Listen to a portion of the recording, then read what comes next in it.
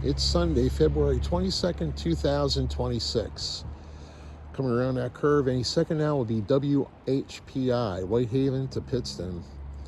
Train started off today in Pittston, nobody got on. The train stopped in Penobscot today, nobody got on. The train came down to here to Whitehaven, nobody got on.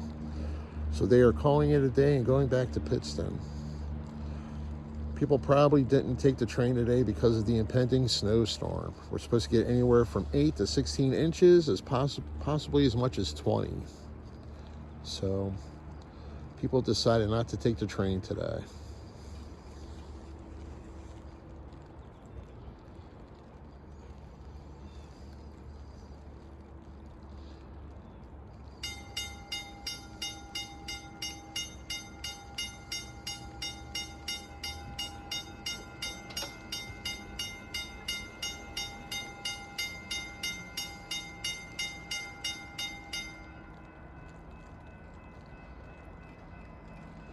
And here it comes.